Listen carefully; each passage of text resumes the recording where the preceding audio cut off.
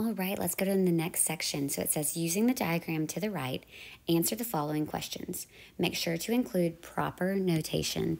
So remember that proper notation means that how you note it matters. So if it's a ray, you need to draw a ray over it. If it's a line, you need to put a line over it. If it's a plane, we're going to indicate that it's a plane. If it's a point, we're going to indicate that it's a point. Okay?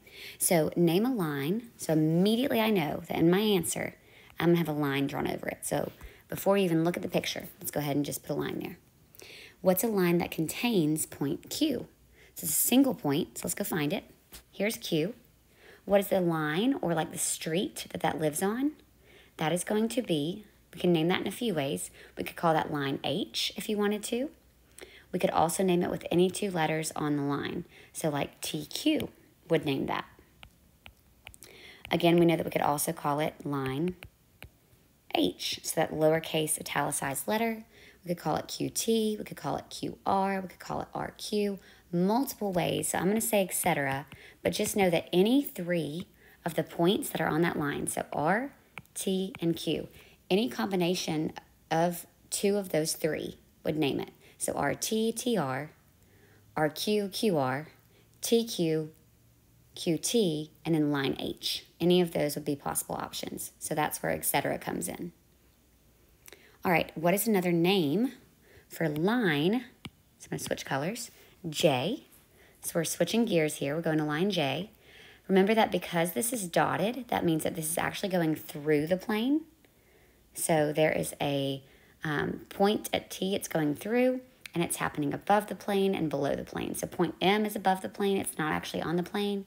And then line J is where it's happening. And so let me erase that circle so I can see a little bit better. T is on the plane, and it's also on the line. So when we name that, they've already done the lazy way is what I call it, line J, the lowercase italicized letter. So the only other option is to pick 2 points on the line. So what are the only 2 points we have? Only 2 points we have are M and T.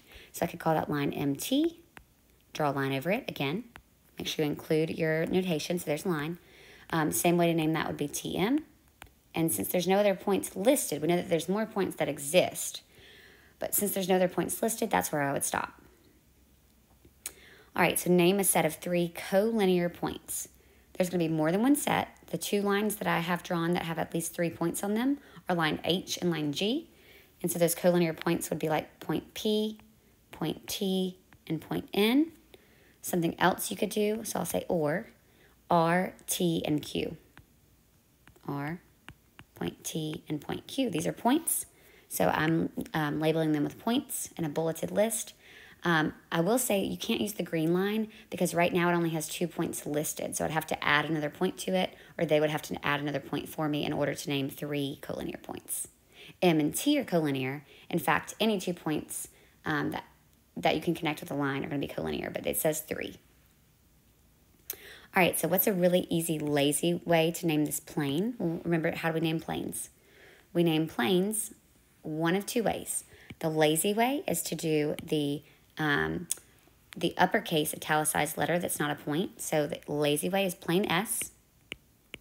The other way is any 3 points that form a triangle, meaning that they're not collinear, that are on the plane. So what points live on this plane? So far we have R, T, and Q. But we also know P and N are also on the plane. So any combination of those 5, I need to pick 2 of those 5. So any combination of, I'm sorry, not 2, 3 of those 5. But the 3 cannot be in a straight line. They have to form a triangle. So like, let me give you a few examples. P, T, R. When you connect P to T to R, those 3 of the 5, when you connect them, they form a triangle. They're not in a straight path. So that could be the plane. You could also do like QTN.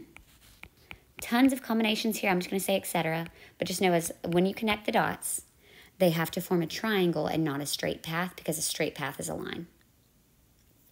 Why can I not use S? Because S is not a point. Why can I not use H or G? Because again, those are not points. Those name lines on the plane. I can't use M at all because M is above the plane.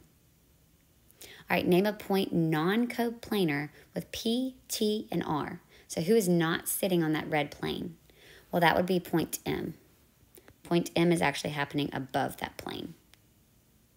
All right, where do line J and the plane intersect? We've already circled that. That crosses at point T. That green line goes through that red plane at point T, and so it would leave a hole if you jabbed a pencil through it, which represents a point. What is another name for ray, QR? So when I teach rays, I always think about it. I'm going to erase and I can undo. I always think about rays like flashlights. So what is the same ray as Q through R? So here's my flashlight. It starts at Q. There's my device. There's the Q. And then it shines through R. What's a different way to name that same path? The only other way we could name it, based on what's in the picture, is still starting at the same endpoint, so Q, but going through T. So that would be the same flashlight, extending the same direction from the same endpoint. All right, when we name a pair of opposite rays, we typically like to find, oh goodness, we like to find a pair or a set that forms a line. And so I've got two lines sitting on this plane. I also have the green line, but unfortunately the green line only has 2 letters on it, whereas I need 3. And so let's go ahead and pick one of those lines that has 3 letters on it that are listed currently. We know that more exist. And so what would be a set of opposite rays? Well, we talked about this in my class, at least, like a lightsaber, because I'm a mega nerd for Star Wars. And we talked about it like Darth Maul's lightsaber. From point T, you would have a ray extending through P and a ray extending through G. And so that forms these opposite rays. And so when I name those, that would be T through P would be opposite to T through N. That's Darth Maul's lightsaber. Same device, coming out of 2 opposite directions, extending forever in each path. Now we know that the lightsaber obviously is limited, but we can picture it being represented and continuing on forever and ever and ever. So what else could I use? I could use TQ. So I'll go ahead and write it down for the key, so you don't think you got it wrong. T through Q and T through R. So I'll write and T through R. That would be another set of opposite rays in this picture. Totally acceptable for that one as well. All right, this next part is almost like too easy to be true, but then people question it. It just says to draw an image to match it. So if I want to, this is line DF. So if I were to write that out, it'd be line D through F.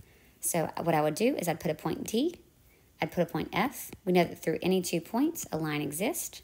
So I would draw that out, and that is line DF. All right, what is this? So this is going to be segment RS. And so when you draw that, a segment's different than a line because it has a starting point and a stopping point. So when I connect those dots, it creates a straight path between them, RS. All right, what is my next one? My next one is going to be a ray. It says it's a ray that starts at B. That's my flashlight. That's my source of power. So it starts at B, and it shines through F, and it keeps going forever in that direction. So I'm going to go through it. I'm going to do an arrow. If you were to picture this, this would be my flashlight. This would be the ray of light that is shining, and it goes through F, and it keeps going forever and ever and ever, so I put an arrow there to indicate that. So that is our next section.